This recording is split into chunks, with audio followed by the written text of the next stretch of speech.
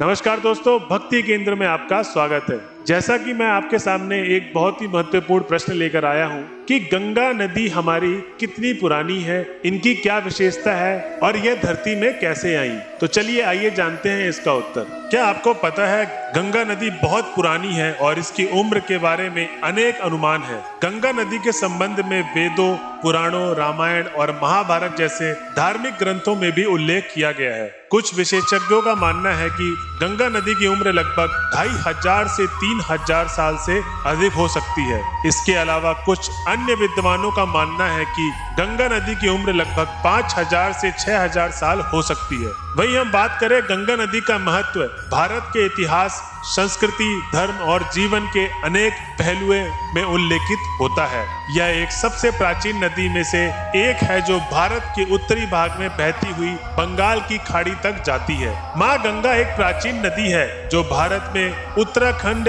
राज्य से लेकर बंगाल की खाड़ी तक फैली हुई है। इस नदी को हिंदू धर्म में बहुत महत्व दिया गया है। इसे हिंदू धर्म के साथ साथ बौद्ध और जैन धर्मों में भी बहुत महत्वपूर्ण माना जाता है। हिंदू धर्म के अनुसार माँ गंगा का उदय सृष्टि के विषय में बताया जाता है। मान्यता है कि देवताओं और राक्षसों के बीच भीषण युद्ध के बाद भगवान विष्णु ने अपनी सुपुत्री भागीरथ की सहायता से माँ गंगा को धरती पर लाने का निर्णय लिया था। माँ गंगा अपनी गति से जल के समान सब कुछ बहती हुई अपने पवन जल से लोगों को पवित्र करती है। इस नदी को धरती पर आने के पीछे एक महत्वपूर्ण कहानी है जो हिंदू धर्म में अत्यंत महत्वपूर्ण मानी जाती है। माँ गंगा के जल से स्नान करने से, लोगों के पाप धोने से, श्रद्धा करने से, यात्रा करने से और इसके तटों पर तप करने से मोक्ष की प्राप्ति होती है। गंगा नदी के पानी को धर्म, संस्कृति और विज्ञान में बहुत ही महत्वपूर्ण माना जाता है। गंगा नदी का पानी इतना शुद्ध होने के कई कारण हो सकते हैं। पहला कारण उसकी स्थिति और प्रवाह है। गंगा नदी उत्तरी भारत में हिमालय से बहती है, जिसके कारण उसमें प्राकृतिक तरलता होती है जो उसके पानी को शुद्ध बनाती है। इसके अलावा गंगा नदी के लगभग 25,000 किलोमीटर के क्षेत्र में शुद्धिकरण के लिए जैविक तत्वों का उपयोग किया जाता है। इस प्रक्रिया में जैविक तत्वों जैसे जलीय पौधे, जीवाणु, बैक्टीरिया आदि के संयोग से गंदगी, जीवाणु और अन्य कीटाणुओं को नष्ट कर दिया जाता है। वहीं दूसरा कारण है धर्म और संस्कृति का महत्व। गंगा नदी में स्नान करने से अनेक धर्मों में शुद्धि, पुनर्जन्म, लंबी आयु, स्वस्थ आदि माना जाता है। इसलिए इसे पवित्र नदी माना जाता है और उसमें अपशिष्टों और अन्य गंदगी को डालने की अनुमति नहीं है। इसके अलावा गंगा नदी में वैज्ञानिक रूप से ज्यादा ऑक्सीजन पाया जाता है जो जीवों के लिए बहुत ही लाभदायक है। इसलिए गंगा नदी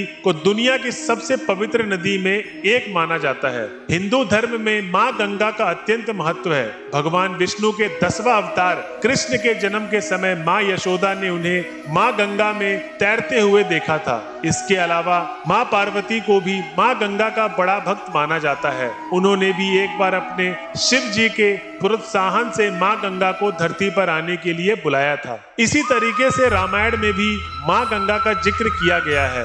राम ने अपने वनवास के दौरान गंगा के तट पर रहे थे और उन्होंने माँ गंगा को अत्यंत प्रशंसा की। इसी प्रकार हिंदू धर्म में माँ गंगा के बारे में कई प्रचलित कथाएं हैं जो इसके महत्व को दर्शाती है। इसलिए हिंदू धर्म में माँ गंगा को अत्यंत महत्वपूर्ण माना जाता है। माँ गंगा को हिंदू धर्म में महत्वपूर्ण इसलिए माना जाता है, इसका मुख्य कारण है कि माँ गंगा को समझा जाता है कि वह समस्त पापों को धो देती है और अपने पवन जल से लोगों को पवित्र करती है। इसके अलावा माँ गंगा को भी धर्म से जुड़े कई और आध्यात्मिक कारणों को महत्वपूर्ण बताया गया है। इसके निम्नलिखित कुछ विशेषताओं के कारण भी माँ गंगा का महत्व है, जैसे कि माँ गंगा को स्वर्ग से आई हुई माना जाता है, जिससे इसे पूजनीय माना जाता है। माँ गंगा को विविध उपचारों में प्रयोग किया जाता है, जैसे कि स्नान करना, तपस्या करना, श्रद्धा करना आदि।